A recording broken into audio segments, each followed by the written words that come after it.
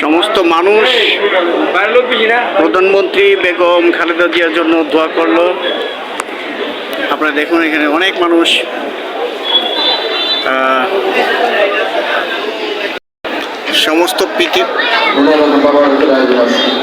সমস্ত মানুষ আজকে প্রধানমন্ত্রী বেগম খালেদা জিয়ার জন্য দোয়া করলো। সবাই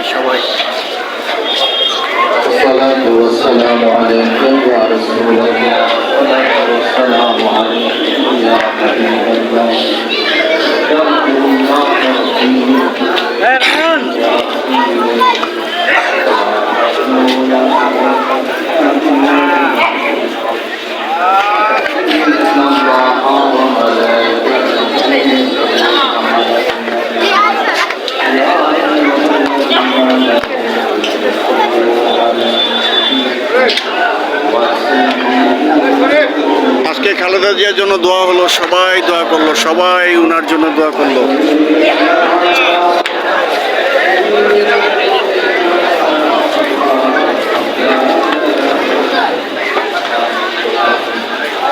দেখছেন আমাদের মন্ত্রীর জন্য দোয়া করলো আজকে, প্রধানমন্ত্রী বেগম খালেদা জিয়ার জন্য সবাই দোয়া করছে।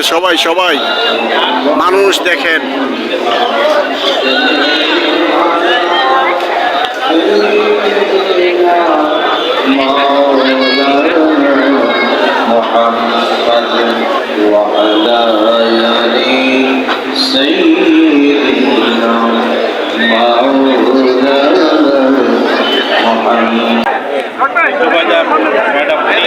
উনি আজকে চলে আসছেন সকালে, কারণ আগে আসার কথা লম্বা আমি আসলে উনি সবকিছু গুজগাছ করে আজকে চলে আসছেন এবং আমরা সকালে দেখেছি উনি এই যে আপনার ইয়াতে গুলশানে অবস্থান করছেন। ঠিক আছে, ধন্যবাদ সবাইকে।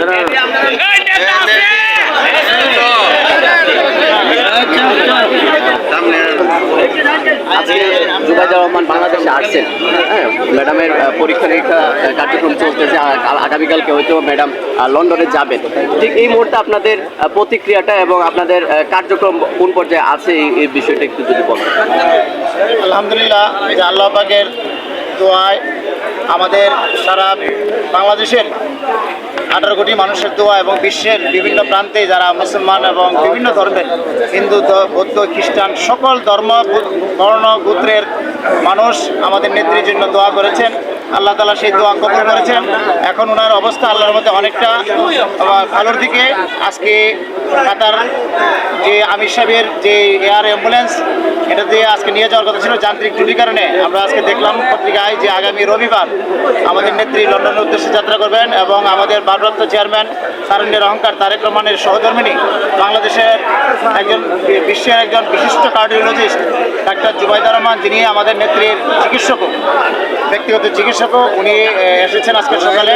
আমরা আশা করি আমাদের নেত্রী উন্নত চিকিৎসা পেলে আমাদের মাঝে ইনশাল্লাহ আমাদের অচিরেই আমাদের মাঝে সুস্থ হয়ে, সম্পূর্ণ সুস্থ হয়ে আমাদের মাঝে ফিরে আসবেন এবং আগামী দিনে বাংলাদেশ বিনির্মাণে উনি এক বলিষ্ঠ ভূমিকা রাখবেন এবং 18 কোটি মানুষের নেতৃত্ব দেবেন। আমরা এটাই কামনা করি, আল্লাহ তাআলার কাছে শুকরিয়া আদায় করছি। আল্লাহ তাআলা যে ওনাকে এতটুকু হায়াত, ওনার কুদরতি ক্ষমতায় উনি আমাদের নেত্রীকে আমাদের মাঝে ফিরিয়ে দিয়েছেন। আল্লাহ তাআলা রাব্বুল আলামিনের কাছে আমরা এই জন্য লক্ষ কোটি শুকরিয়া আদায় করছি। আমরা দেখেছি গতকালকে মির্জা ফখরুল সাহেব বেশ কয়েকটি আসনে ওনারা প্রার্থী ঘোষণা করেছেন। তো ঠিক এই মুহূর্তে আপনাদের নির্বাচনী কার্যক্রম সম্পর্কে যদি একটু বলতে যে কোন পর্যায়ে আছে বা মুশফিকুর রহমানের পক্ষে আপনারা কাজগুলো আসলে করতেছেন কিনা? আপনারা জানেন যে আমরা 3রা নভেম্বর মুশফিকুর রহমানের নাম ঘোষণার পর থেকেই আমরা 4 তারিখ থেকেই আনুষ্ঠানিকভাবে আমাদের কার্যক্রম শুরু হয়েছে এবং এটা প্রতিদিনই কোনো না কোনো এলাকায় এবং নেত্রী বিশেষ করে মুমূর্ষু অবস্থা আসার পরে গত 3 দিন যাবৎ আমরা ওনার যে আমাদের যে দলীয় কর্মসূচিগুলো সবগুলাই দোয়া মাহফিলে পরিণত হয়েছে। এটা সারা বাংলাদেশে, শুধু কসবা আখারও নয়, সকল মানে 300 আসনেই আমরা এখন নেত্রীর জন্য শুধু দোয়া করতেছি। এখন আমাদের নেত্রী সারা বিশ্ববাসীর দৃষ্টি, শুধু এটা না, ইন্ডিয়ান এবং বিশেষ করে আমাদের যে তত্ত্বাবধায়ক সরকার মানে অন্তর্বর্তীকালীন সরকারের প্রধান ডক্টর ইউনূস নিজে সশরীরে গত পরশুদিন হাসপাতালে গেছে, এর আগেও উনি গিয়েছে, এই যে খোঁজখবর নিচ্ছে। সারা জাতি স্থবির হয়েছে, সবাই শুধু ম্যাডামের সুস্থতাই এখন এই মুহূর্তে আমাদের অন্য কিছু না। নির্বাচনের গতিতে আমরা আশা করি আগামী সপ্তাহেই ইসি তাদের নির্বাচনের তফসিল ঘোষণা করলে এবং আগামীকাল থেকে আমাদের 7 তারিখ থেকে আনুষ্ঠানিকভাবে বিভিন্ন প্রচারণার মানে সরঞ্জাম সারা বাংলাদেশের 300 আসনে পৌঁছে যাবে। এবং গতকালকে গুলশানে আপনারা দেখেছেন যে একটা আনুষ্ঠানিকভাবে নির্বাচনী গুলশান 50 নম্বর রোডে সম্ভবত একটা অফিস নিয়েছে, এর কার্যক্রম শুরু হবে। আজকে এখানে আমাদের কেন্দ্রীয় প্রোগ্রাম আমাদের আখাউড়া উপজেলার সবগুলো মসজিদে দোয়া হচ্ছে। আবার বাদ আসর আমরা টানপাড়া মসজিদে দোয়া করবো। তারপরে আমাদের এই যে আগামীকাল ওই ছাত্রদলের উদ্যোগে দোয়া মাহফিল হবে বাদ আসর যে মডেল মসজিদে। এইভাবে আমাদের প্রতিদিন আজকে কিন্তু আমাদের আখাউড়া উপজেলার প্রত্যেকটা মসজিদে দেওয়া হচ্ছে এবং আমাদের কার্যক্রম এটা অব্যাহত থাকবে। নির্বাচনী কার্যক্রম আগামীকাল থেকে সম্ভবত শুরু করবে সারা দেশে। ধন্যবাদ। মাশাআল্লাহ। ধন্যবাদ। ইনশাআল্লাহ গণতন্ত্রের পথে যাত্রা অব্যাহত থাকবে এবং এই গণতন্ত্র প্রতিষ্ঠিত হবে ইনশাআল্লাহ।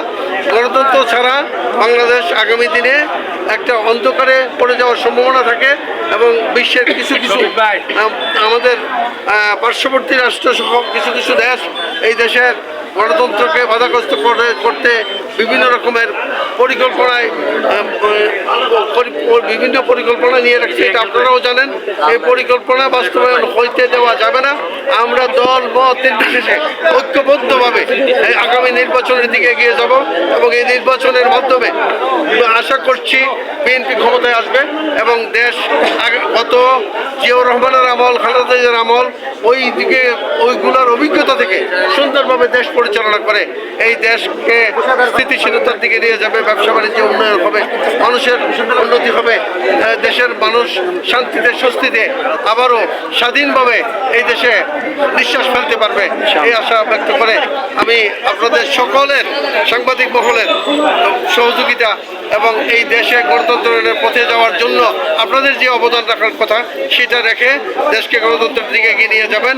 দেশনেত্রী বেগম খালেদা জিয়ার জন্য সকলে দোয়া করছেন, আরও করবেন এবং খালেদা জিয়ার সুস্থতা কামনায় দোয়া দরখাস্ত রেখে দেশবাসীর সকলের প্রতি আমরা দল মন্ত্রী সকলের প্রতি কৃতজ্ঞতা জ্ঞাপন করে আমি আমার বক্তব্য শেষ করছি। ধন্যবাদ সবাইকে। বিসমিল্লাহির রহমানির রহিম। ম্যাডামের বিষয় তো আপনারা সকলেই জানেন এবং এই পর্যন্ত দোয়া মাহফিল চলতেছে প্রত্যেকটা মসজিদে, কসবা আখাউড়া নয় শুধু সারা বাংলাদেশের বাইরেও বিশ্বের বিভিন্ন জায়গাতে ম্যাডামের জন্য দোয়া হচ্ছে। দোয়ার বরকতেই আল্লাহ রাব্বুল আলামিন ভেন্টিলেশনের পরেও এখনো পর্যন্ত ম্যাডামকে আল্লাহ জীবিত রেখেছেন। এখন শুধু সুস্থতা দরকার। আল্লাহর কাছে অশেষ কৃতজ্ঞ আমরা, আল্লাহর শুকরিয়া আদায় করছি যে আল্লাহ রাব্বুল আলামিন ম্যাডামকে এখনো পর্যন্ত বাঁচিয়ে রেখেছেন। তো এই মুহূর্তের মানুষের এবং দেশবাসীর তথা বিশ্বের একটাই আকাঙ্ক্ষা যে ম্যাডাম বেঁচে থাকুক, আল্লাহ ওনাকে হায়াত দান করুক এবং দেশটা সুন্দরভাবে চলুক। দেশ স্থবির হয়ে আছে, আপনি বলছেন ঠিকই, দেশ স্থবির হয়ে আছে। গতকাল পত্রিকার রিপোর্টগুলো এরকমই ছিল যে দেশ সব কিছুতে স্থবির হয়ে আছে। ম্যাডামের একমাত্র খালেদা জিয়া এখন বিশ্ব নেত্রীর আসনে বসাইছেন আল্লাহ রাব্বুল আলামিন ওনাকে। খালেদা জিয়া শুধু বিএনপির নেত্রী নয়, বিএনপির নেতা নয়, উনি সারা বিশ্ব নেতায় পরিণত হয়েছেন, যার কারণে বিশ্বের মধ্যে একটা উদ্বেগ উৎকণ্ঠা বাংলাদেশের মধ্যে তো আছেই, এশিয়া মহাদেশেও একটা উদ্বেগ উৎকণ্ঠা যে বাংলাদেশের আগামী দিনের রাজনীতি কী হচ্ছে এটা নিয়ে উদ্বেগ আছে। তবে আমরা আশা করছি যে আগামী দিনে বাংলাদেশে গণতন্ত্রের পথে এগুচ্ছে এবং গণতন্ত্রের পথে গণতন্ত্র আসবে, নির্বাচন সঠিক সময় হবে, এটা আমরা আশা করতে পারি।